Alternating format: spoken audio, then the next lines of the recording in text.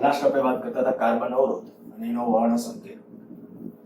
એકાદ બે વિદ્યાર્થીઓને એના માટેની જે ક્વેરી હતી તો એના સંદર્ભમાં ખાલી એકાદ વાત કહી દઉં પછી આગળ વધીએ. ક્યારેક કાર્બન અવરોધનું મૂલ્ય માની લ્યો કે આવું આપેલું છે 10.7 કિલો ઓહમ. તો આનો વર્ણ સંકેત કેવી રીતે તૈયાર કરશું? આપણે જ્યારે કાર્બન અવરોધ ઉપર 4 બેન્ડ હોય ને ત્યારનો વર્ણ સંકેત છે એ કોર્સમાં છે. ખરેખર 5 કે 6 બેન્ડ પણ તમે કદાચ કાર્બન અવરોધ જોશો ત્યારે ધ્યાનપૂર્વક તો ઘણા કાર્બન અવરોધોની અંદર છે તમને 5 બેન્ડ એટલે કે 5 પટ્ટા જોવા મળશે કલરના, ઘણાની અંદર છે 6 જોવા મળશે. તો ખરેખર 5 કે 6 બેન્ડ હોય, 5 કે 6 બેન્ડ કહેવાય એટલે પટ્ટા જે બોલું છું એ કલર કોડિંગના, કે 5 કે 6 બેન્ડ હોય ને તો આ 10.7 કિલો ઓહમ એનો વર્ણ સંકેત વ્યવસ્થિત રીતે કરવો પડે. અત્યારે જે કરાવું છું એ મેથડ થી એક્ઝેક્ટ સાચું કલર કોડિંગ ન મળે. જો બે હું ચોખવટ કરી દઉં છું. આપણે તો અત્યારે જે કોર્સમાં છે એના સંદર્ભમાં ડિસ્કશન ખાસ તમારે મગજમાં રાખવાનું છે. આમાં મેં તમને કીધું હતું કે દ્વિઅંકી સંખ્યા તૈયાર કરવી, તો દ્વિઅંકી સંખ્યા એટલે કેવી? 10.7 ગુણ્યા 10 ની 3 ઘાત. પાછળ કદાચ પ્લસ માઈનસ માની લો 5% આપેલું છે તો પ્લસ માઈનસ 5%. હવે દ્વિઅંકી સંખ્યા એટલે તમે કહેશો આ 10 આ 0.7 છે તો શું 107 કરીને 10 ની 2 ઘાત કરવી? નહીં. 10.7 ગુણ્યા 10 ની 3 ઘાત પ્લસ માઈનસ 5%. પેલો એક છે તો બ્રાઉન, પેલો પટ્ટો બ્રાઉન, બીજો આવશે ઈ બ્લેક. આ નહીં જોવાનો, 7 છે ને નહીં જોવાનો. સીધું આયા 10 ની 3 ઘાત, તો 10 ની 3 ઘાત માટે black, brown, red, orange. Orange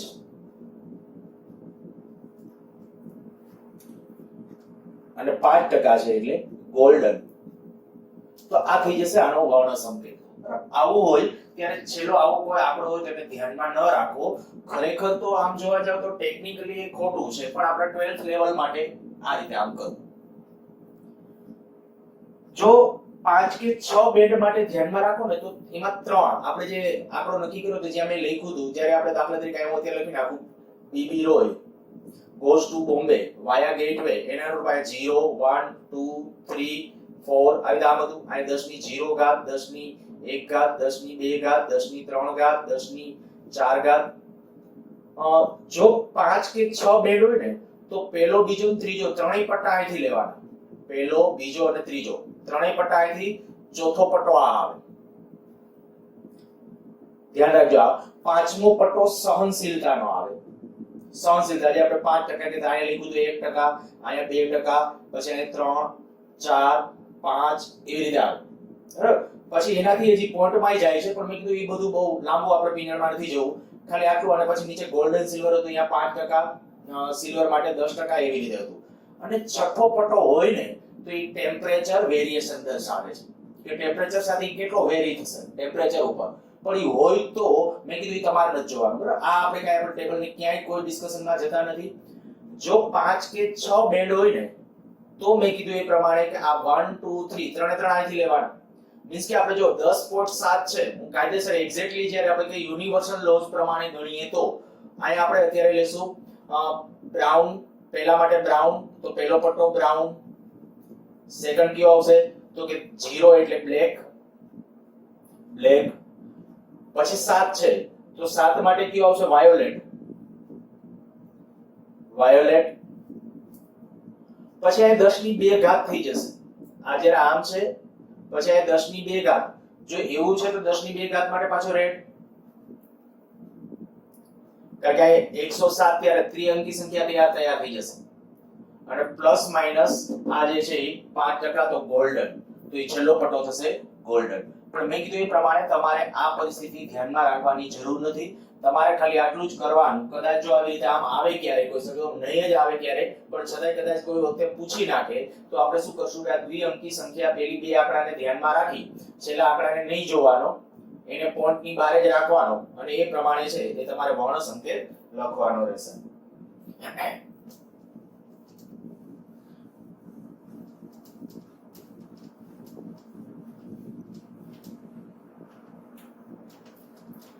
next હવે આપણો જે ટોપિક છે જુદા જુદા પદાર્થોની અવરોધકતાનો તાપમાન સાથેનો સંબંધ. હું હેડિંગ આવું આપું છું, અવરોધકતા અને તાપમાન.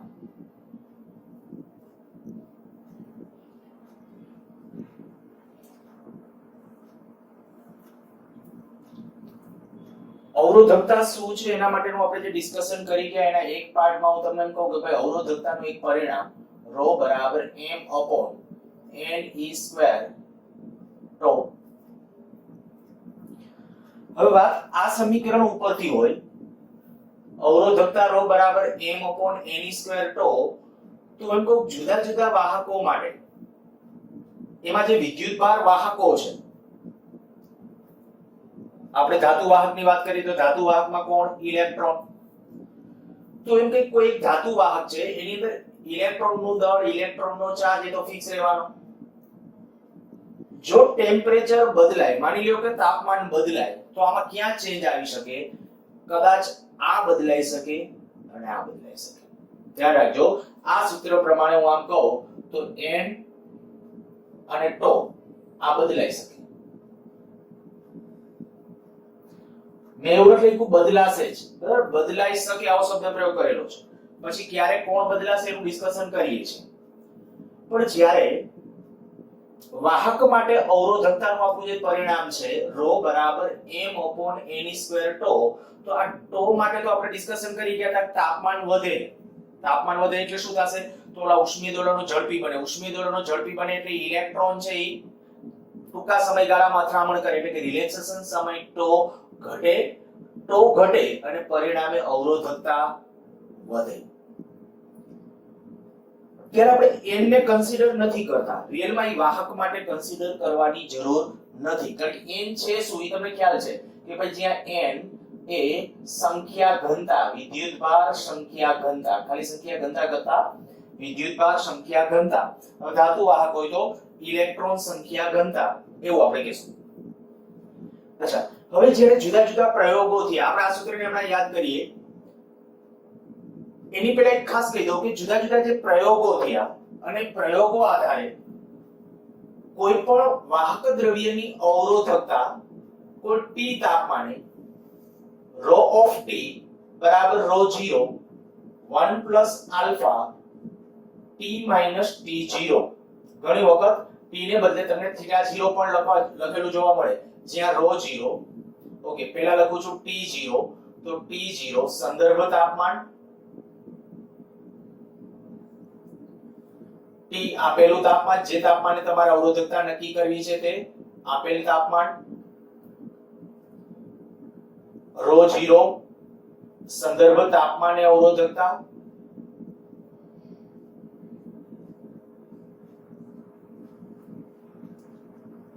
ρt t તાપમાને અવરોધકતા.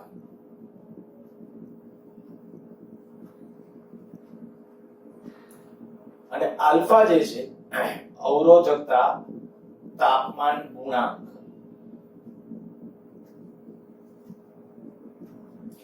મોસ્ટલી આપણે જે વાહકો કહીએ ને એ વાહકો માટે અવરોધકતા અને તાપમાન વચ્ચેનું સંબંધ દર્શાવતું સૂત્ર. ખાસ તો આમ તો ધાતુ વાહકોના કિસ્સામાં જ્યારે વાત કરીએ તો હું આના ઉપર ધાતુ વાહકો માટે અર્થઘટન જ્યારે કરવા જઈશ ત્યારે ખાસ આ બધા જો ડેટા જાણતા હોઈએ તો હું આટલું કહી શકું કે ભાઈ ρ વિરુદ્ધ t નો કદાચ આલેખ ડ્રો કરવો હોય, આ t0 હોય તો સંદર્ભ તાપમાન ફિક્સ હોય. સંદર્ભ તાપમાન જનરલી આપેલું હોય ડેટામાં, ન આપ્યું હોય તો 0°C આ સંદર્ભ તાપમાન લેવું. તમે લખો ત્યારે થોડું સ્પષ્ટ લખજો. સંદર્ભ તાપમાન ઉલ્લેખ ન હોય અને લેવાની જરૂર હોય તો સંદર્ભ તાપમાન કેટલું લેશું? 0°C. T તાપમાન તો એ તાપમાન કાં તો શોધવાનું કીધું હશે કાં તો તાપમાન છે આપણને આપેલું હશે તો આ ρt પૂછશે. બે માંથી આ મોસ્ટલી આ કે આ ટર્મિનોલોજી આ બેમાંથી કોઈ એક જનરલી પૂછતા હોય છે. ρ0 સંદર્ભ તાપમાનને અવરોધકતા, જે સંદર્ભ તાપમાન આપશે 0° હોય તો 0, બીજું કોઈ 25° લેવો તો 25°, તો 25°C તાપમાને તમને એની અવરોધકતા આપશે. આલ્ફા જે મેં કીધું અવરોધકતા તાપમાન ગુણાંક જનરલી ધાતુ વાહકો હશે, ધાતુ વાહકો તો એનો આલ્ફા ધન હશે. જો અર્ધવાહકો હશે આલ્ફા ઋણ હશે. આ જે ધાતુ વાહકો અને અવાહકો, આલ્ફાનું મૂલ્ય, આના માટે આપણે કે આલ્ફા કંઈક નોંધપાત્ર, તાપમાન વધવા સાથે આનો અવાહક માટે મેં એટલા માટે નથી લખ્યું કે એનો તાપમાન બદલવા સાથે આપણે કહી શકીએ એની અવરોધકતા ખાસ બદલાતી હોતી નથી, એટલે આ અવાહક માટે પરિણામ સાચું નથી. જો કે વધુ એક્ઝેક્ટલી સાચું કેના માટે છે તો કે ધાતુ વાહકો માટે. તો ધાતુ વાહકો માટે આલ્ફા એ કેવો હશે? ધન.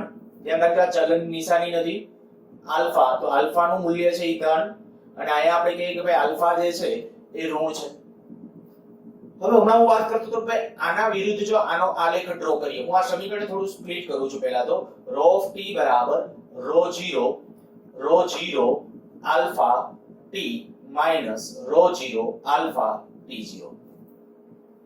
જો બરાબર, તો આ ρ0 આની સાથે ગુણાકારમાં લીધું, આની સાથે બે પદ સાથે ગુણાકારમાં લઈ લીધું છે, આ પદ લખી નાખ્યા. હવે સંદર્ભ તાપમાન આ ફિક્સ હોય, આલ્ફા ફિક્સ હોય દ્રવ્યનો, ρ0 એ ફિક્સ હોય, સંદર્ભ તાપમાન અવરોધ, આ બધા અચળાંકો છે. જો અચળાંકો હોય તો એના ઉપર હું આવું કહું કે ભાઈ ρ ઓફ t બરાબર ρ0 alpha t plus ρ0 into bracket 1 minus alpha t0. તો આ y બરાબર mx c સાથે કદાચ સરખાવો અને y બરાબર mx c. તો હું પૂછું y વિરુદ્ધ x નો આલેખ, સુરેખાનું સમીકરણ. તો આયા હું કહું કે ભાઈ આના વિરુદ્ધ આ t નો આલેખ તમારે ડ્રો કરવો હોય, આ તો બધું અચળ છે જ, એટલે અંતઃખંડ આ થશે. હવે અંતઃખંડ આ છે, ઢાળ આટલો હશે, તો આનો અર્થ એવો થઈ ગયો કે તાપમાન જેમ જેમ વધે ને એમ સમપ્રમાણતામાં વાહક દ્રવ્યની અવરોધકતા વધતી જાય છે. ફરીથી બોલું છું, જો તાપમાન વધતું જાય, આ સમીકરણ ઉપરથી આપણે અર્થઘટન કર્યું. આ જે સમીકરણ, આ સમીકરણ આનુભવિક છે. આનુભવિક એટલે અનુભવના આધારે મેળવેલું, વારંવાર જે એક્સપેરિમેન્ટ થયા, અને એની એક લિમિટેશન્સ પણ છે કે જો આ તાપમાનના બહુ મોટા ગાળા માટે સાચું નથી, તાપમાનના નાના ફેરફાર માટે જ સાચું.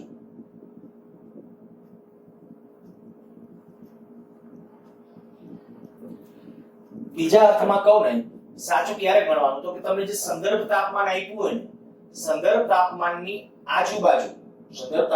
આજુબાજુ જો અવરોધકતા, સંદર્ભ તાપમાનની આજુબાજુના તાપમાનો માટે જો અવરોધકતા તાપમાનના સમપ્રમાણમાં હોય ને તો અને તો આ સૂત્ર સાચું છે.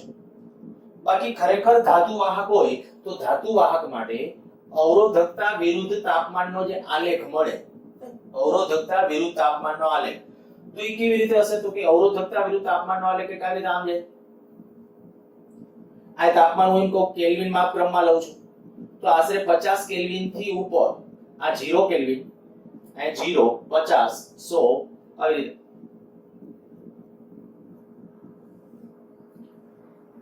ત્યારે એના અનુરૂપ જે અવરોધકતાના મૂલ્યો હશે, તે અવરોધકતા એપ્રોક્સ લગભગ એનું મૂલ્ય અહીંયા 0.2 0.4, આ અવરોધકતા હું આમ લખું છું ρ ગુણ્યા 10⁻⁸ ઓહમ ઇન્ટુ મીટર. આ સ્કેલ લખ્યો છે, આ આલેખ ટેક્સ્ટ બુકમાં આપેલો છે, તમે જોઈ શકશો. 0 કેલ્વિન તાપમાને, આ કેના માટેનો આલેખ છે? ધાતુ માટે. 0 કેલ્વિન તાપમાને અવરોધકતા લગભગ 0 હોય, મોટા ભાગના ધાતુ માટે 0 કેલ્વિન તાપમાને અવરોધ 0 હોય. પછી જેમ જેમ ટેમ્પરેચર વધતું જશે તો અવરોધકતા ખરેખર તો બદલાય છે. જુઓ તમે, આપણે આયા શું કીધું તો કે ધાતુ વાહકો માટે આવું કીધું કે અવરોધકતા એ તાપમાનના સમપ્રમાણમાં છે. સમપ્રમાણમાં હોય તો આલેખ કેવો થવો જોઈએ? સુરેખ. જ્યારે પ્રેક્ટિકલી આલેખો ડ્રો કરવામાં આવે છે તો આવું જોવા મળે છે કે 0 કેલ્વિન તાપમાને હોય ને તો 0 કેલ્વિન તાપમાનથી શરૂ કરીને ધીમે ધીમે આગળ વધતા જાય 50 કેલ્વિન સુધી, પછી આગળના તાપમાન માટે જાવ એટલે વળી પાછો આપણે કહી શકાય કે આ સંબંધ છે એ આપણા પાસે આમ અરેખીય વધતો જાય. વળી પાછો આપણે કે 0 સેલ્સિયસ ની નજીક, 0 સેલ્સિયસ એટલે 273 કેલ્વિન, 0 સેલ્સિયસ એટલે 273 કેલ્વિન, તો ત્યાં વળી પાછો આ સંબંધ છે ને નજીકના તાપમાન માટે પછી કયો વાહક છે એના ઉપર આધારિત છે. પણ 0 સેલ્સિયસ એની નજીકના તાપમાન માટે સંબંધ વળી પાછો સુરેખ મળે ત્યારે આપણે કહીએ કે આ સમીકરણ છે એ સાચું છે. હું ફરીથી બોલું છું, ગોટાળે ન ચડતા, ખાસ ધ્યાન રાખજો.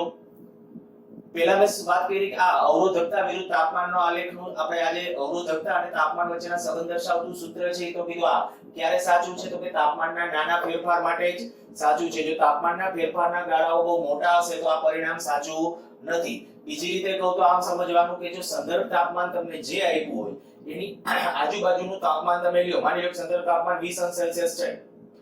સંદર્ભ ટંગસ્ટન કહી દીધું, ટંગસ્ટન માટે માની લો કે સંદર્ભ તાપમાન 20 અંશ સેલ્સિયસ છે એ રકમમાં આપી દીધું છે. અને પછી તમને એમ કે ભાઈ 40 અંશ સેલ્સિયસ તાપમાન અને બીજું માની લો કે 0 અંશ સેલ્સિયસ, તો દેખીતી વાત છે કે ભાઈ 0 અંશ અને 40 અંશના તાપમાન માટે ટંગસ્ટન એના માટે અવરોધકતા વિરુદ્ધ તાપમાનનો આલેખ સુરેખ જ હોય તો ત્યારે આ સૂત્ર સાચું છે. પણ જે તાપમાન મેં કીધું સંદર્ભ તાપમાન આપ્યું હોય એની આજુબાજુના તાપમાન માટે આ સંબંધ જ્યારે સુરેખ ન હોય, સંબંધ સુરેખ ન હોય ત્યારે આ સૂત્ર સાચું નથી. આનુભવિક સૂત્ર છે અને ક્યારે સાચું છે એ મગજમાં રાખજો. એના બધા ડેટા જે કીધા છે અને એની અંદર એક વધારાનું કહી દઉં કે આલ્ફાનો જો મારે એકમ જોઈતો હોય તો આલ્ફાનો એકમ કહેવાય અંશ સેલ્સિયસ ઇન્વર્સ અથવા કેલ્વિન ઇન્વર્સ. ખાલી સૂત્રને સેજ હેન્ડલ કરો ત્યાં ખબર પડી જશે. આ નાના એકમો કેન્સલ થઈ જશે. આને હું આ બાજુ લઈ લઉં તો 1 બરાબર આવું કંઈક થયું. 1 બરાબર આપોઆપ થશે. એમાં આલ્ફાને સૂત્ર નો કરતા હોય ને આ પદ છે છેદમાં વહી જશે તો આપણો આલ્ફાનો એકમ સુધી જશે અંશ સેલ્સિયસ ઇન્વર્સ. બરાબર, ખાલી એકમ માટે જ. ઓકે, તો આલ્ફાનો એકમ અંશ સેલ્સિયસ ઇન્વર્સ અથવા કેલ્વિન ઇન્વર્સ. પછી મેં આ કીધું કે ભાઈ ધાતુ વાહકો માટે આલ્ફા કેવો હશે? ધન. અચ્છા, એ બીજું શું દર્શાવે છે? કદાચ એમસીક્યુ માટે એક બીજી વસ્તુ માની લ્યો કે આલ્ફા ધન હોય તો હું આવું કહી શકું, તાપમાન વધે. આલ્ફા પોઝિટિવ હોય તો અવરોધકતા વધશે. પણ માની લ્યો કે આલ્ફા નેગેટિવ હોય, આલ્ફા નેગેટિવ હોય કેના માટે? અર્ધવાહકો, સેમિકન્ડક્ટર ડિવાઇસીસ હોય એનો આલ્ફા ઋણ હોય. ટેક્સ્ટબુકમાં એક કોષ્ટક આપેલું છે એની અંદર તમે જોઈ શકશો કાર્બન માટે સિલિકોન, જર્મેનિયમ આવા અર્ધવાહકો જે છે ત્રણે ના મૂલ્યો આપ્યા છે. તો ત્રણે માટે આલ્ફાના મૂલ્યો નેગેટિવ છે. અર્ધવાહક હશે તો એનો આલ્ફા નેગેટિવ છે. હવે શું દર્શાવે? આલ્ફા એ નેગેટિવ હોય તો કે આ વધે ને, એમ આ પદ વધે. હવે આ નેગેટિવ છે એટલે આમાંથી બાદ થશે, પરિણામે અવરોધકતા ઘટે. ખાસ ફરીથી બોલું છું કે ધાતુ વાહકો હોય તો આલ્ફા ધન છે એનો, અને આ ધન છે એ શું દર્શાવે છે કે તાપમાન વધવા સાથે અવરોધકતા વધે. આ નોંધ કરજો ખાસ, તાપમાન વધવા સાથે કેની? ધાતુ વાહકોનું તાપમાન વધવા સાથે અવરોધકતા વધે. પણ અર્ધવાહકો હોય તો અર્ધવાહકો માટે આલ્ફા ઋણ છે અને આલ્ફા ઋણ છે એ શું દર્શાવે છે કે તાપમાન વધવા સાથે એની અવરોધકતા ઘટે. બરાબર, પછી એનાથી આગળ કે આ જે સમીકરણ તો હવે એ જે સમીકરણ મેં અહીંયા લીધું તો સમીકરણ ઉપરથી આપણે અર્થઘટન કર્યા કે ભાઈ y બરાબર mx c સાથે સરખાવ્યો તો આપણે ખબર પડે કે આ આલેખ તો એવું દર્શાવે છે કે ρ અને t નો આલેખ સુરેખ થવો જોઈએ. જ્યારે ટેક્સ્ટબુકમાં આપણને આલેખ આપેલો છે ને એ આલેખ તો કંઈક આ રીતે આમ છે. એ આલેખ સુરેખ નથી. સુરેખ ક્યારે છે મેં કીધું ખાસ સમજો તો કે જે તાપમાન આ સંબંધ આપેલા તો આ સૂત્ર દરેક વખતે સાચું જ નથી. ટૂંકમાં આ રેન્જ માટે અત્યારે એમ કહો કે આ ધાતુ માટેનો આ જે આલેખ તો આ તાપમાનના ગાળા માટે આ સૂત્ર સાચું નથી. જનરલી 0 અંશ સેલ્સિયસ ની નજીક, 0 અંશ સેલ્સિયસ બોલું છું, 0 કેલ્વિન નહીં, 0 કેલ્વિન તો આયા છે. 0 અંશ સેલ્સિયસ કે એનાથી નજીકના તાપમાન માટે આ સંબંધ છે એ સાચો હોય છે. 0 અંશ, 50 અંશ, 60 અંશ, 70, 80 આ બધા તાપમાનો માટે પ્રમાણમાં સારી રીતે કોઈ પણ ધાતુ વાહક માટે આ સંબંધ સચવાય છે. પાછા ખૂબ ઊંચા તાપમાન હોય જે 300 કેલ્વિન થી મોટા તાપમાનો ઉપર જેમ જેમ આગળ વધતા જશો 300 થી વધારે, ખૂબ વધારે તાપમાન માટે માની લો 500 કેલ્વિન અથવા 300 અંશ સેલ્સિયસ કે એવા તાપમાનો હશે તો ત્યારે એવા સંજોગોમાં પાછો આ સંબંધ છે એ સાચો નથી. આપણે તો ખાલી તમને જ્યાં સાચો હશે ત્યારે એના માટે પૂછવામાં આવશે તો આ સમીકરણ છે એ આપણે મગજમાં રાખવાનું છે. સૂત્ર એકવાર ફરીથી ρ t બરાબર ρ0 1 plus alpha t minus t0 જે આલ્ફા કીધું અવરોધકતા તાપમાન ગુણાંક. આ આલેખ દોર્યો આપણે ધાતુ વાહક માટે અને ધાતુ વાહક માટેનો જ્યારે આપણે આલેખ દોર્યો ત્યારે એના ઉપરથી આવું કીધું કે ભાઈ 50 કેલ્વિન કે એનાથી નીચેના તાપમાનો માટે આમ સંબંધ છે એ અરેખીય છે. પછી ધીમે ધીમે જે તાપમાન પછી આ કાંઈક આગળ જતા આમ સમપ્રમાણતાનો થઈ જાય. આગળ જતા આમ થોડોક સમપ્રમાણતાનો ક્યાં તો કે લગભગ ઓરડાના તાપમાનની નજીક એટલે 27 એટલે કે 300 કેલ્વિન તો અહીંયા લગભગ આલેખ સુરેખ હોય. આલેખ સુરેખ હોય ત્યારે આ સમીકરણ જળવાય છે, પણ એનાથી પછી અતિ પાછા ઊંચા તાપમાને જાવ 300 કેલ્વિન સોરી 300 અંશ સેલ્સિયસ 500 અંશ સેલ્સિયસ તો વળી પાછો આ સંબંધ કેવો બની જાય છે? અરેખીય. મીન્સ કે પછી આ પરિણામ પાછું સાચું નથી. બીજું, જ્યારે આપણે અવરોધકતા વિરુદ્ધ તાપમાનનો આલેખ ડ્રો કરેલો છે એમાં એક પોઈન્ટ આ ધ્યાન રાખજો કે એમાં નિરપેક્ષ શૂન્ય તાપમાને અવરોધ કેટલો છે? તો નિરપેક્ષ શૂન્ય તાપમાને અવરોધ છે 0. બરાબર, આગળ જતા આમાં મારે એનો ઉપયોગ કરવો છે એટલે ખાસ સ્ટેટમેન્ટ ફરીથી, નિરપેક્ષ શૂન્ય તાપમાને વાહકનો અવરોધ કેવો છે? 0. બીજું આ મેં અવરોધકતા જે લીધી છે 0.2 0.4 એ ખરેખર કેમ સમજવી? તો 0.2 ગુણ્યા 10 ની -8 ઘાત ઓહમ ઇન્ટુ મીટર, કારણ કે રો ઇન્ટુ 10 1 લખ્યું છે તો 0.2 ગુણ્યા 10 ની -8 ઘાત અને 0.4 ગુણ્યા 10 ની -8 ઘાત ઓહમ ઇન્ટુ મીટર. હવે ઘણી બુકોની અંદર છે એ આ ઓહમ ઇન્ટુ મીટર, જો અહીંયા હું એમ કહું કે આ 10 ની આ રો 10 8 ઓહમ ઇન્ટુ મીટર, આ ઓહમ ને હું માઇક્રોમાં લખું, જો માઇક્રો ઓહમ માં લઈ જાવ તો માઇક્રોમાં લઈ જાવ એટલે તમારે શું કરવું પડશે? ઓહમ માંથી માઇક્રોમાં જાવ 10 ની 6 ઘાત એડ કરવી પડશે, એટલે 10 ની 6 ઘાત. પાછું આપણે ત્યાં મીટર ને જો સેન્ટીમીટર માં લઈ જઈએ, મીટર ને સેન્ટીમીટર 10 ની 2 ઘાત બીજી 10 ની 8 ઘાત, તો ત્યારે આપણે કહી શકીએ આ કેન્સલ થઈ જશે અને ખાલી આ રહેશે. એટલે ક્યાંક કદાચ છે અમુક બુક ની અંદર આ આલેખ ડ્રો કરેલો હશે તો આવું કદાચ તમને જોવા મળે કે અવરોધકતા રો આ ઘાત નહીં લખી હોય, પણ આ એકમ ત્યારે જોશો ખ્યાલ આવી જશે, માઇક્રો ઓહમ ઇન્ટુ સેન્ટીમીટર આવો લખ્યો હશે. બરાબર, તો આ વાત થઈ ધાતુ માટે. અચ્છા, મિશ્ર ધાતુ માટે હોય તો મિશ્ર ધાતુ માટે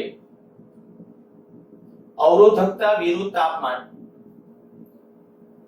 અહીં લગભગ 1.1 અહીં લગભગ 1.2 તાપમાનના ગાળાઓ લઉં છું. 200 કેલ્વિન માં છે, 400 600 800 આ કેલ્વિન માં ક્રમમાં તાપમાન. આ જે અવરોધકતા છે એ આપણે SI એકમમાં લખીએ તો rho into 10 8 ohm into metre. અહીંયા જે એકમ હતો એ જ એકમમાં મેં લખ્યું છે. જ્યારે આલેખ ડ્રો કરવામાં આવે ત્યારે આલેખ કંઈક આપણને આવો મળે.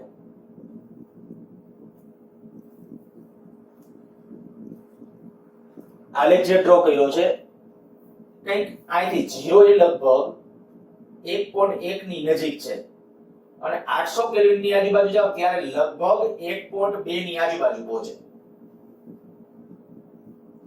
800 કેલ્વિન ની આજુબાજુ જશો ને ત્યારે 1.2 એની આજુબાજુ પહોંચે. 1.2 ગુણ્યા 10 ની -8 ઘાત.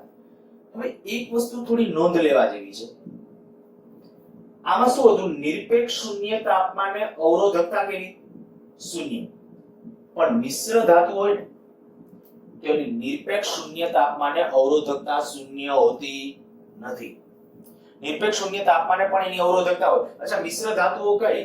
તો મેંગેનીઝ આગલા લેક્ચરમાં વાત કરી ગયા હતા, નિક્રોમ, કોન્સ્ટન્ટન, આ બધી મેંગેનીઝ ની કેની મિશ્ર ધાતુ છે? મેંગેનીઝ, નિકલ અને આયર્ન.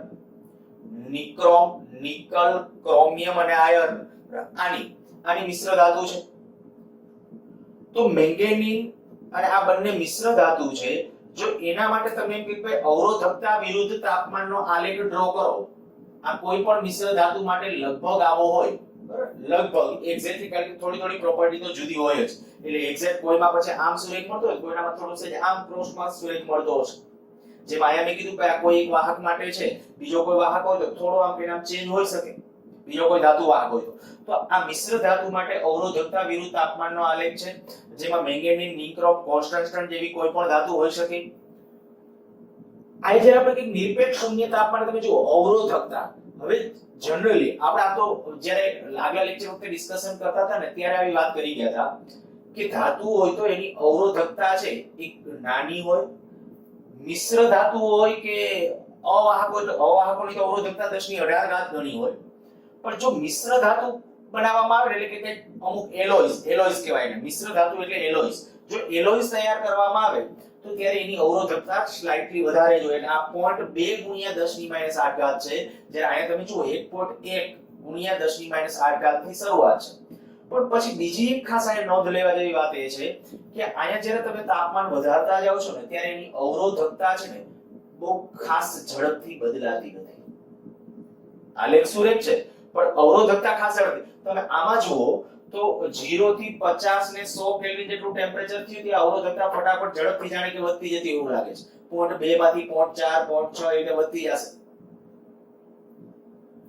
આમાં તમે જુઓ તો 0 થી 200 400 તાપમાન નહીં તો ગાળાઈ મોટા આપેલા છે અને અવરોધકતા કેટલી બધાની 0 થી 800 કેલ્વિન એટલે કે 800 અંશ સેલ્સિયસ નો ફેરફાર થયો. 800 કેલ્વિન એટલે કે 800 અંશ સેલ્સિયસ નો ફેરફાર થાય ત્યારે અવરોધકતા લગભગ 1.1 થી 1.2 ગુણ્યા 10 ની -8 ઘાત આટલું વેરિએશન આવે અહીંથી આ રેન્જ થી આ રેન્જ સુધી. બીજી એક વાત જે હમણાં મેં કહી કે આમાં નિરપેક્ષ શૂન્ય તાપમાને અવરોધકતા શૂન્ય હોતી નથી, જ્યારે આમાં નિરપેક્ષ શૂન્ય તાપમાને અવરોધકતા શૂન્ય હોય છે. આ હકીકતને આધારે ધાતુની શુદ્ધતાની કસોટી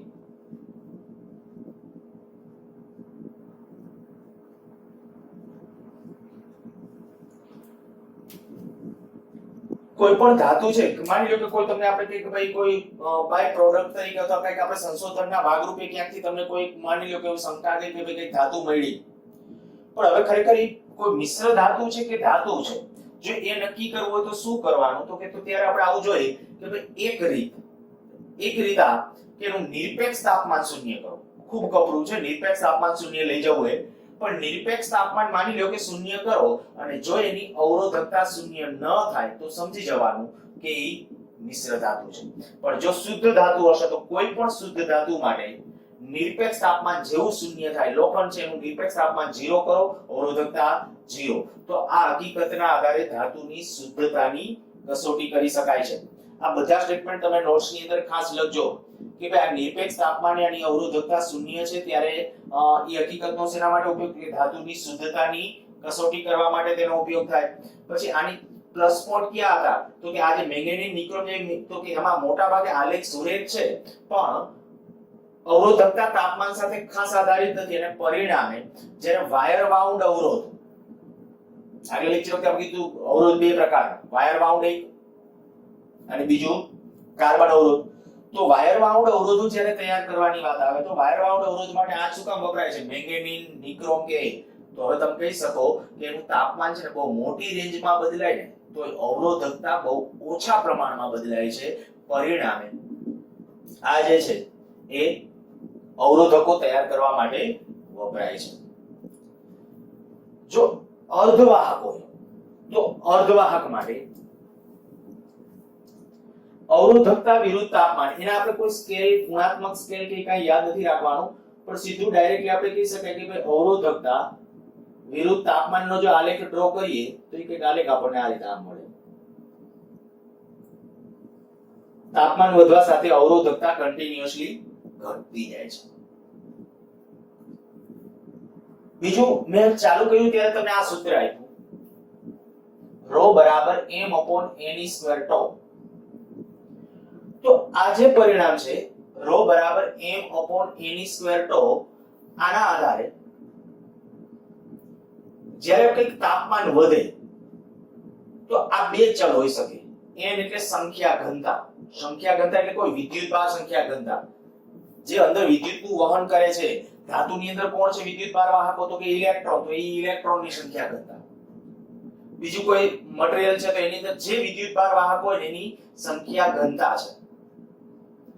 હવે વાહક હોય જ્યારે, જોજો વાહક માટે બોલું છું, વાહક માટે હોય તો શું થાય, જેવું તમે તાપમાન વધારો ને એટલે રિલેક્સેશન સમય τ ઘટે છે, τ ઘટે છે, એમ ખાસ બદલાતું નથી. હું તમને આમ કહું, માની લ્યો કે આ લોખંડનો સ્ફટિક છે, એની અંદર આ બધા ધન આયનો નિશ્ચિત અંતર રાખીને ગોઠવાયેલા છે અને વચ્ચે ઇલેક્ટ્રોન અસ્તવ્યસ્ત ગતિ કરે છે. હવે અંદર ઇલેક્ટ્રોન જે છે એ અસ્તવ્યસ્ત ગતિ કરે જ છે. આ તો આપણે કે આમાં કેવા તો કે Fe નું જ્યારે પરમાણુ હોય જ્યારે Fe+2 આયન બને એટલે બે ઇલેક્ટ્રોન ઓલરેડી છૂટા પડી ગયા છે, બે ઇલેક્ટ્રોન રખડે છે અંદર. હવે હું ટેમ્પરેચર વધારો, માની લો 50 અંશ સેલ્સિયસ કે 100 અંશ સેલ્સિયસ કે એવું વધારો, તો ખાસ એટલા તાપમાનથી કોઈ દિવસ આની અંદર વધારાના ઇલેક્ટ્રોન જનરેટ ન થાય. ઇલેક્ટ્રોન હજી છે ખરા, પણ આના સહસંયોજક, કારણ કે આપણે ખબર પડી કે આ Fe+2 આયોનિક બંધ હોય, આમ આયનો વચ્ચે આયોનિક બંધ હશે, તો આ Fe+2 આયોનિક બંધ હોય ને ત્યારે એમાં ઇલેક્ટ્રોન પણ હશે જ. હવે એ જે વાત છે કે આ જે Fe+2 પાસે ઇલેક્ટ્રોન પડ્યા છે, આ ઇલેક્ટ્રોન પણ ઈ ઇલેક્ટ્રોન જેવા તેવા તાપમાન એનું છૂટા પડતા નથી. એનો અર્થ એવો થયો કે તાપમાન વધવા સાથે આ ઇલેક્ટ્રોન સંખ્યા ઘનતા વધતી નથી. કેના માટે કહું છું? ધાતુ માટે. તો ધાતુ માટે ફરજિયાત પરિસ્થિતિ આવી ગઈ કે ભાઈ તાપમાન વધવા સાથે આ ટો જે છે રિલેક્સેશન સમય ટો એ ઘટે અને ટો ઘટે પરિણામે અવરોધકતા વધે. તો આ અવરોધકતા વધે છે આ ધાતુ માટે. હવે અર્ધવાહકો કે અવાહકો, અવાહકોમાં તો ખાસ કોઈ ફરક પડતો નથી, પણ જે માઇનોર ફરક પડે ને એ આને કારણે છે. એમાં જો હું તમને એમ કહું તાપમાન વધારીએ, આપણે પહેલા આના માટે કરીએ કે અર્ધવાહકો છે સિલિકોન, જર્મેનિયમ, કાર્બન, આ અર્ધવાહકો છે.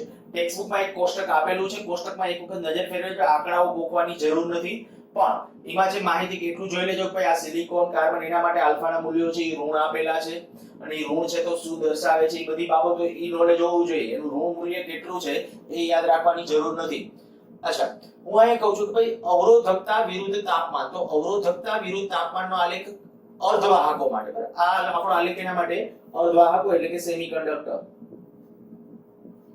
તો અર્ધવાહકો જેને આપણે સેમિકન્ડક્ટર પણ બોલાય, તો એના માટે શું છે? અવરોધકતા તાપમાન વધવા સાથે ઘટે છે. કારણ શું? તો કે એની અંદર છે તાપમાન વધારતા જાઓ તો નું મૂલ્ય જે પ્રમાણમાં ઘટે એના કરતા સંખ્યા ઘનતા જાજી વધે. તો સહસંયોગ બંધોમાં ભંગાણ થાય. સિલિકોન છે તો સિલિકોનમાં સિલિકોન એક સિલિકોન બીજા સિલિકોન સાથે સહસંયોજક બંધથી ભાગીદારીમાં હોય અને પરિણામે જેવું ટેમ્પરેચર વધારો એટલે ટેમ્પરેચર વધારશો તો એની અંદર એટલે બધા અર્ધવાહકોમાં નહીં પણ સિલિકોન, જર્મેનિયમ આ બે મુખ્ય, પછી કાર્બન છે, બીજા આપણે ગેલિયમ આર્સેનાઇડ ને આવા છે, બરાબર. જે સિલિકોન અને જર્મેનિયમ એ મુખ્ય. તો એની અંદર જ્યારે આપણે કહીએ કે ભાઈ તાપમાન જ્યારે વધારીએ છીએ, હું ફરીથી બોલું છું, તાપમાન જ્યારે વધારીએ કેના માટે? અર્ધવાહકો માટે, ત્યારે રિલેક્સેશન સમય ટો ઘટે છે, એન સારું એવું વધે છે. આ જેટલું ઘટે છે એના કરતા આ ઝાઝા પ્રમાણમાં વધે છે. જો આ બેમાંથી પ્રબળ આ હોય એન ઝાઝું વધતું હોય તેનો અર્થ કે અવરોધકતા ઘટવી જોઈએ અને પરિણામે અર્ધવાહકો માટે તાપમાન વધવા સાથે અવરોધકતાનું મૂલ્ય ક્રમશઃ ઘટે છે. જો અવાહકની વાત હોય, અવાહક, તો અવાહક માટે પણ આ હકીકત છે કે એની અંદર રિલેક્સેશન સમય, કારણ કે અથડામણો તો એની અંદર બહુ હોતી જ નથી એમ કેવું હોય તો કહેવાય. એટલે આ ટો જે છે એમાં ચેન્જ નહીં, પણ એમાં અતિ ઊંચા તાપમાનો, ખૂબ મોટા મોટા તાપમાનો વધારતા પણ બહુ વધુ તાપમાન વધારવું પડે ત્યારે એન વધે અને એન વધે તો અવરોધકતા ઘટે. તો આટલું મગજમાં ફરીથી એકવાર રિવાઇન્ડ કરી જાવ. આટલું ધાતુ વાહકો છે તાપમાન વધવા સાથે અવરોધકતા વધે, અર્ધવાહકો છે તાપમાન વધવા સાથે અવરોધકતા ઘટે, ફેરફારો પર એટલે બહુ મોટા તાપમાન વધારો તો એની અવરોધકતા ઘટે. હવે આનો અને અવાહકનો જવાબ આપવો હોય તો આના ઉપરથી, આનો જવાબ આના ઉપરથી આપી શકાય, પણ એમાં ધ્યાન શું રાખવાનું છે કે આ n જે છે તો કે n એનું ખાસ નથી બદલાતું એનું કારણ મેં તમને અહીંયા કીધું. પછી આ તો એક વધારાની આપણી ચર્ચા હતી મિશ્ર ધાતુ માટે. બીજી બે એક બે બાબતો કરી હતી કે વાયર વાઉન્ડ અવરોધ જ્યારે તૈયાર કરવો છે તો આ મેગ્નેટિન, નિક્રોમ આવી ધાતુઓ વપરાય. એનું રીઝન શું? તો કે એની અવરોધકતા તાપમાન સાથે ખાસ બદલાતી નથી. તો આ જે મુખ્ય કેટલીક અવરોધકતા અને તાપમાન વચ્ચેનો આમાંથી ખાલી કન્સેપ્ચ્યુઅલ ક્વેશ્ચન પૂછી શકે એની વાત. બીજું હવે એકાદ બે બાબતો જેવું કે ભાઈ એમસીક્યુ માટે જે જરૂરી છે અને દાખલામાં એમાં પૂછી શકે. સ્ટેટ બોર્ડ ની અંદર એકાદ બે વખત દાખલા પણ પૂછેલા છે, તો એ કેવી રીતે હોઈ શકે એના ડિસ્કશનમાં જવું છે. પૂછી નાખું છું.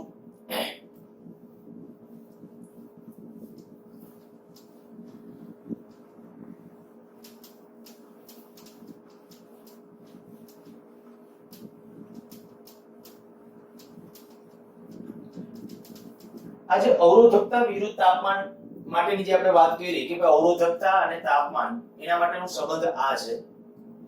આ પરિણામ હું આમે લખી શકું ρ ઓફ t બરાબર r ઓફ t બરાબર r0 1 પ્લસ આલ્ફા થીટા અથવા t માઈનસ t0. કોઈ ચેન્જ નહીં, કારણ કે આપણે ખબર છે R બરાબર rho L upon A. તાપમાનના બહુ અતિ મોટા ફેરફારો કે એવું નથી, ત્યારે એવા સંજોગોમાં આ ખરેખર તો આમ તો આપણે ઉલ્લેખ કરવો જ પડે, તાપમાનના જ્યારે અતિ મોટા ફેરફારો ન હોય ત્યારે L અને A એમાં કોઈ કારણ કે તાપમાનના ફેરફારો થાય ને ત્યારે વાહકની લંબાઈ નહીં વધે, પણ ધાતુ વાહકો હોય તો બહુ ખાસ વધતી હોતી નથી.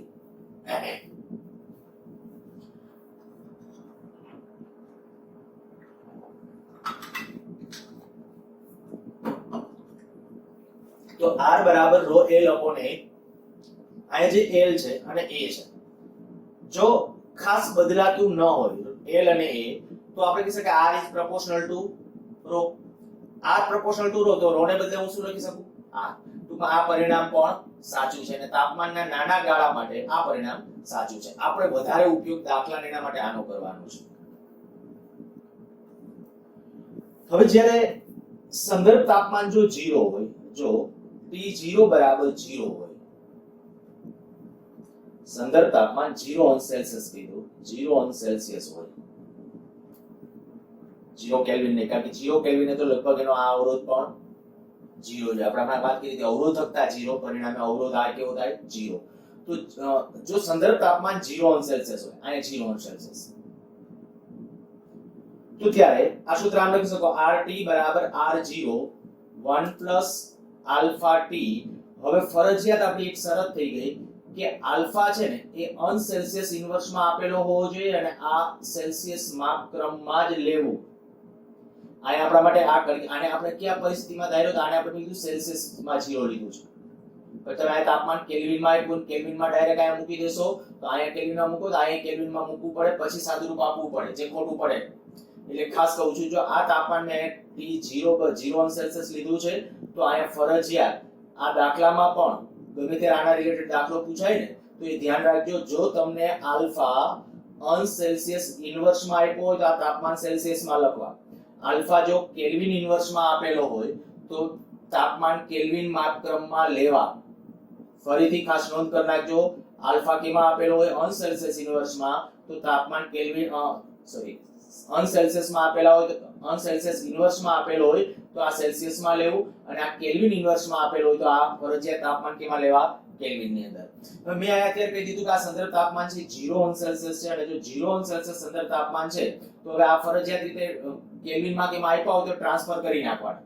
તો ત્યાર પછી આને કેલ્વિન માપક્રમમાં ત્યાં આપણે લખવું પડે. અચ્છા, હવે માની લ્યો કે અત્યારે આપણે આ રીતે સેલ્સિયસ માપક્રમની અંદર જ છે તો આની અંદરથી કોઈ પણ આલ્ફાને કદાચ સૂત્રનો કરતા બનાવવો હોય, બરાબર, બીજા કોઈ પણ આપણે આમ લખી નાખું RT બરાબર R0 plus R0 alpha T. હવે આ શું થયું, R0 બે સાથે ગુણાકારમાં લીધું છે.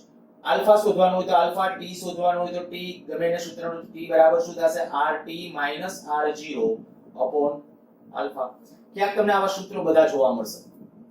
બહુ એ સૂત્રો યાદ ન રાખો તો કાંઈ નહીં, બહુ જરૂરિયાત નથી, પણ ખાસ આપણા માટે આ સમીકરણ છે એ અગત્યનું છે. એ યાદ હોય તો પછી પરિસ્થિતિને અનુરૂપ ચેન્જ કરી શકશો.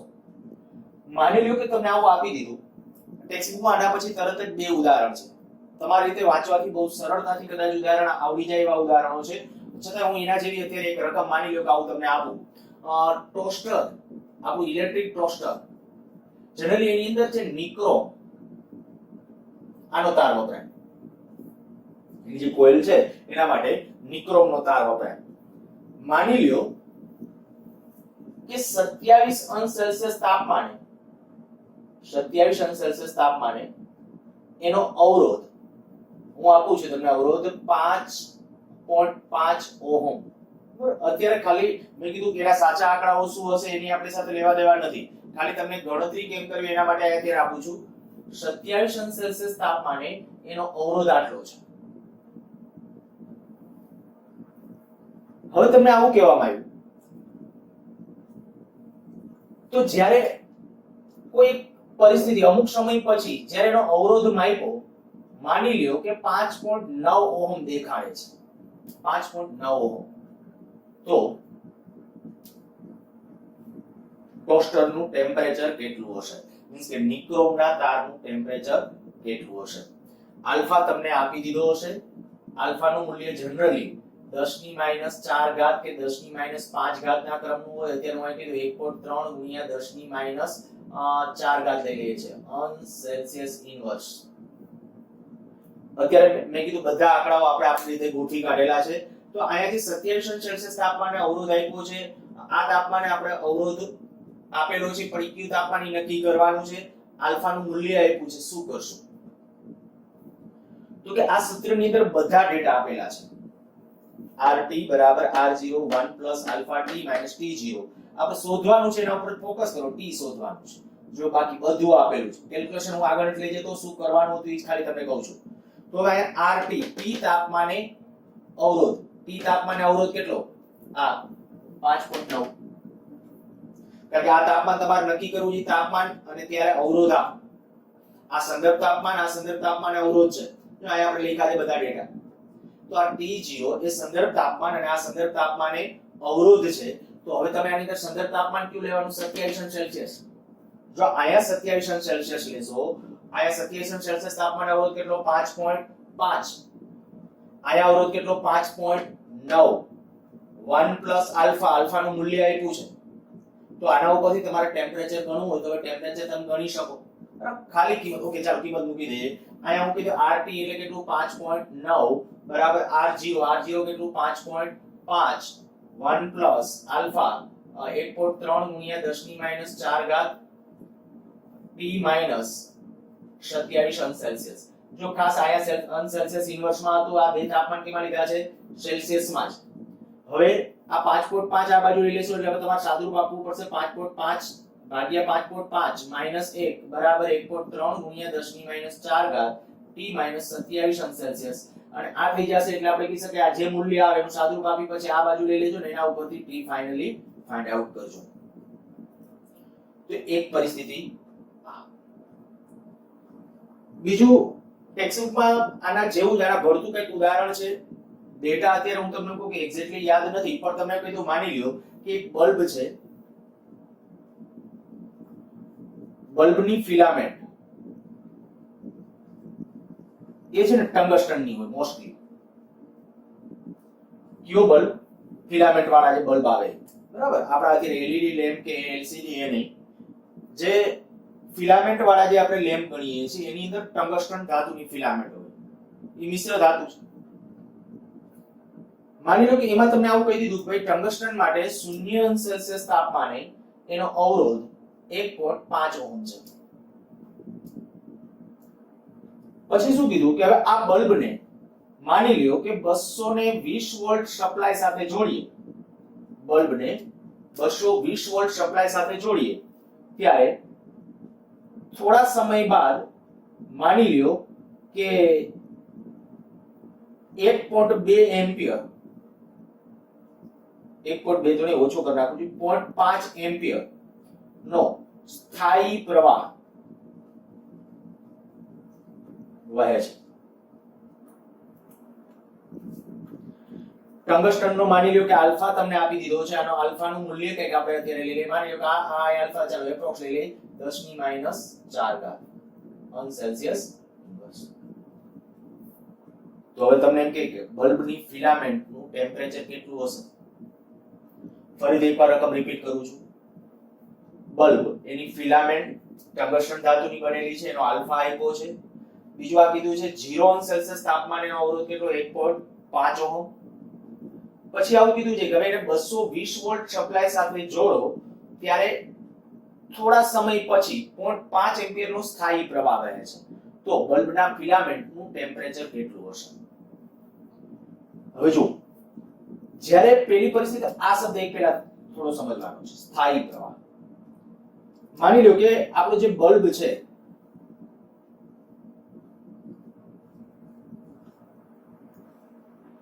તો એની અંદર તમે જોઈ હશે આવી ફિલામેન્ટ હોય. આ જે ટંગસ્ટન ધાતુની આ જે ફિલામેન્ટ છે, જ્યારે તમે આમાંથી પ્રવાહ પસાર કરો, પહેલા અત્યારે માની લો કે ભાઈ સંદર્ભ તાપમાન કીધું 0 સેલ્સિયસ તાપમાને ટંગસ્ટનનો અવરોધી બધા ટંગસ્ટનનો જે હોય એટલો ફિલામેન્ટ માટે એવું નહીં, પણ ટંગસ્ટનનો અવરોધ કેટલો 0 છે 1.5 એ આપ્યો છે. પણ હવે તમને આવું કીધું કે આમાંથી જ્યારે પ્રવાહ પસાર કર્યો, બલ્બ ચાલુ થયો, જેવો બલ્બ ચાલુ થશે આમાંથી પ્રવાહ વહેશે. પ્રવાહ વહે એટલે શું થાય? પ્રવાહ વહેશે એટલે આ ફિલામેન્ટ છે ગરમ થશે, ગરમ થશે એટલે એનું ટેમ્પરેચર વધશે. હવે વિચારો કે જો આ વાહક હોય એનું ટેમ્પરેચર વધવા લાગે, તો હમણાં આપણે આલેખ ડ્રો કર્યો હતો, મિશ્ર ધાતુ, ટંગસ્ટન મિશ્ર ધાતુ છે, એનું ટેમ્પરેચર વધે. તમને કદાચ ખ્યાલ હોય તો બલ્બ, આ જે આપણા સાદા બલ્બ હોય એનું ટેમ્પરેચર કદાચ એટલું બધું, ક્યારેક આ સાદો બલ્બ ક્યારેક કદાચ જો તો ખાસ આ એક માર્ક કરજો કે જ્યારે કદાચ લેમ્પ ચાલુ હોય અને લેમ્પ બંધ કરી અને રૂમાલ કે રાખીને કદાચ તમે આ બલ્બના કાચને અડશો ને તો પણ કદાચ 2 થી 5 સેકન્ડની અંદર છે તમે છોડી દેશો, એટલો બધો ગરમ હોય એનો આ કાચ. મીન્સ કે આનું અંદરનું ફિલામેન્ટનું ટેમ્પરેચર 2000 કેલ્વિન જેટલું વધે. ફિલામેન્ટનું ટેમ્પરેચર 2000 કેલ્વિન જેટલું થાય. જો 2000 કેલ્વિન સુધીનું ટેમ્પરેચર અંદર ફિલામેન્ટનું થાય, પેલા વિચાર કરો કે ઓરડાનું તાપમાન હતું ત્યાંથી 2000 કેલ્વિન ટેમ્પરેચર થાય, તો તાપમાન તો ખૂબ મોટું વધ્યું, તો અવરોધકતા તો કાંઈક તો બદલાશે કે નહીં? ટંગસ્ટનની અવરોધકતા બદલાશે, તાપમાન બદલાવા સાથે બદલાશે, બરાબર, કારણ કે મોટા તાપમાનના ફેરફાર છે એટલે. તો અવરોધકતા બદલાશે, અવરોધકતા બદલાશે મીન્સ કે અવરોધ બદલાશે. તો આમાંથી અવરોધ બદલાય તો અવરોધ વધે ઘટે, તો અવરોધ વધ્યો, અવરોધ વધે તો પ્રવાહ આમાં ઘટે, તો પ્રવાહનું મૂલ્ય પછી સ્લો થાય, ઘટે. પ્રવાહનું મૂલ્ય ઘટવા લાગે, એક સ્થિતિ પછી એવી આવી જાય કે પછી એનું ટેમ્પરેચર ફિક્સ થઈ જાય. પ્રવાહ સતત ચાલુ હોય પછી એનું ટેમ્પરેચર ફિક્સ થઈ જાય, પછી અવરોધ ન ચેન્જ થાય, પછી પ્રવાહ ફિક્સ થઈ જાય. ઈ પ્રવાહ એટલે કેવો? સ્થાયી પ્રવાહ. તો એ સ્થાયી પ્રવાહ છે. તમે ક્યારેક માર્ક કરેલું હોય, ઘરમાં મોટા ઉપકરણો હોય, એસી છે કે ગીઝર છે કે આવા મોટા ઉપકરણો, તો જ્યારે મોટા ઉપકરણો છે એ એકાએક ઓન થાય તો ઘરમાં બીજો જે બલ્બ એ વખતે ઓન હોય ને તો ક્ષણવાર માટે ડીમ થશે. કારણ પ્રારંભમાં શું હોય, આજે આપણે કહીએ કે મોટા ઉપકરણો હોય ને એટલે એનો અવરોધ પ્રારંભમાં છે ઓછો હોય, પ્રારંભમાં અવરોધ ઓછો હોય. ટોસ્ટર છે કે આપણા રેફ્રિજરેટર, કે જે રેફ્રિજરેટર તો ઠીક છે, રેફ્રિજરેટર તો 150 વોટનું હોય, એ બહુ નથી હોતું, પણ હીટર ને તો એ 1500 વોટ વાળા જે બધા ઉપકરણો છે જે એકાએક ચાલુ થાય, એકાએક જ્યારે ચાલુ કરવામાં આવે પેલા અવરોધ ઓછો હોય. હવે અવરોધ ઓછો એટલે મોટો પ્રવાહ ખેંચે, પણ પછી શું થાય કે જેવું અંદર ટેમ્પરેચર વધવા માંડે એટલે પ્રવાહ છે એ ઓછો પ્રવાહ લે એટલે બાકી પાછા જે ઉપકરણો છે એ પાછા ફૂલ્લી પ્રકાશિત થશે. એની ડિટેલમાં હજી ડિસ્કશન છે એ પછી કરીશ. અત્યારે આપણે જે મેં કીધું કે ભાઈ અહીંયા તમને આવી સ્થિતિ આપી દીધી છે, તો તમે શું કરશો? ભાઈ 220 વોલ્ટ લાગુ પાડ્યા અને પ્રવાહ આટલો છે, તો નવો અવરોધ તમારે ગણી લેવાનો. નવો અવરોધ કેમ ગણશો? R બરાબર V upon I, તો 220 ભાગ્યા 0.5.